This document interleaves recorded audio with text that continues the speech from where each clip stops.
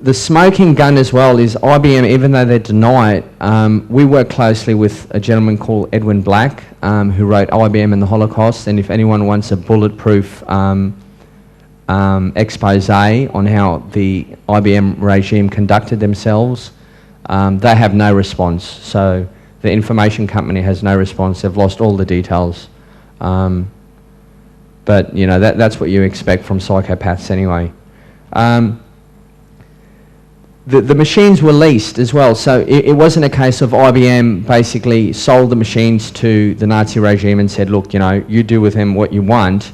It's a case of they actually leased the machines and they made their money from creating new tabulating cards. So it was very much a hand-in-glove relationship, and the relationship extended from 1933 to 1945. So there were over 2,000 machines out from, you know, Auschwitz to, you know, all the other death camps. And it wasn't obviously only Jews, regardless of, you know, the debate of how many people actually died. The fact is, it was an event that we can utilise to our advantage because history is repeating itself. There was also other censuses undertaken, including the cow census, livestock, horse, and the Danes. The next time you meet some Danes, they were the butter hoarders. So Hitler busted them and they had all the butter, but anyway.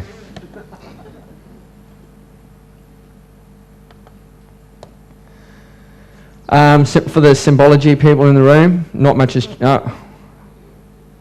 has changed. There you have the Hollerith, seeing everything with Hollerith punch cards, and when you actually look at IBM, it does stand for I-beam as well. So exactly the same game. Now, what is radio frequency ID? The actual dictionary terminology, without getting involved, is basically it's a small radio transponder or a tag. It's read through radio frequency, which can actually be through a portal scanner or through an actual handheld, and it actually stores data. So the RFID chips, and you'd be seeing them nowadays as well. Some of you might not actually identify them, but Tesco is always a good place to start. Simply because they've forced their suppliers to use RFID. Is, you know, if you buy clothing, you'll see something that looks like an anti-theft device, but it's not. It's a radio frequency ID. So every time you go to Tesco and they say, do you want the loyalty program, what they're saying to you is, we want to track you. That is what they're saying. Okay, what is RFID? There's some variations of it. It was invented in 1948. Verichip is a radio frequency ID device, obviously. The Hitachi Mu chip over there in relation to the ant, and that's how small it is.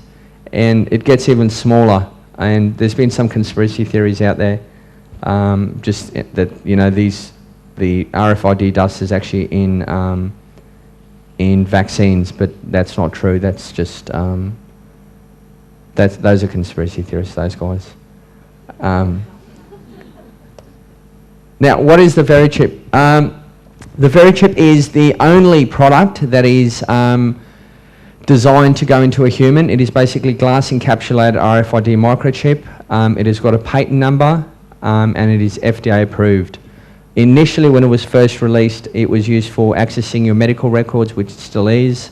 It can actually be used as a payment device through VeriPay, and also to control access to secure facilities. The history of the product, it started Destron Fearing. If any animal is tagged out there with livestock, it comes from Destron Fearing. The technology was then sold to Hughes Aircraft. That went to the Hughes Identification Devices division, and they worked on the same plan as the Darwin theory of evolution, that if we define an animal as a mammal, then this would of course include humans. So what I need to stress through this is you're always being reduced to livestock in this. This is the game. It's to dehumanize you as a human, as a flesh and blood being. It is to make you either a robot or an animal. Those are the choices, the way it's going. Now, well, when people go, oh, you know, it's the Verichip, it's you know, there's nothing wrong with it. Raytheon manufactures it, the 5th largest defence contractor in the world. So Here you have the company that's making the Tomahawk missile is making the very chip. And then IBM's invisible hand, seed funding it from 1999. Okay, how do we prove, and there's another symbology one for the symbology guys out there, very chip that looks like Lord of the Rings, doesn't it?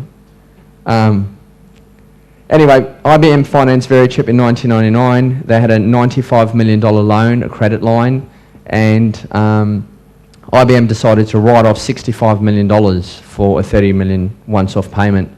So you tell me which finance company writes off $65 million. Ridiculous. Also, when the Verichip is actually demonstrated, it's demonstrated in the IBM Experience Lab. So that showcases very much a hand-in-glove relationship. And the FDA approval, you basically had Tommy Thompson, who worked for President Bush, which is no surprise. Within 5 months of actually getting the product approved, he was on the Verichip board of directors. He had cashed in over $80,000 and had acquired over 266,000 shares in Verichip and Applied Digital Solutions. And that's what we know. So, make up your own mind. Now, this family was actually the family that actually birthed the movement, We the People Will Not Be Chipped. When I saw this, and coming from the IT field, it just sickened me to my guts. When you had, I want to be the first kid to be implanted with a chip, and this was on TV, and then you had these people as though they were saving the world. And then we later found out that they were on the payroll as well. I sat back as an individual and I just went, is this the time when man starts rioting and says enough's enough? And to be honest, what happened is everyone went back to sleep and just bought a bigger plasma TV.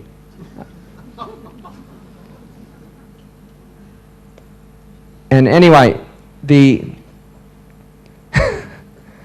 it got worse. Time for Kids picked up the story, and Time magazine's obviously, a very controlled publication, and they went into market. Derek Jacobs may be the first kid to be chipped. Isn't he cool?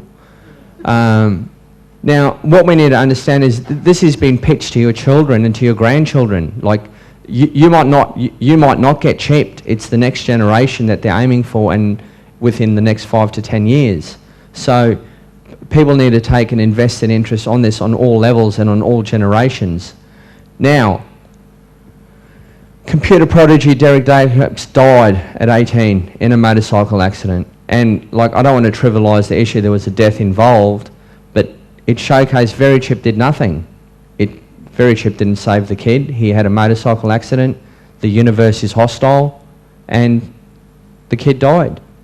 So for all the parents out there that want to microchip their daughters, to stop them from, being attacked by pedophiles, the chip does not solve the inherent issues that man has. Like, you inherently have good people and you inherently have evil people, and you inherently have bad, not inherently, but some days you have bad luck.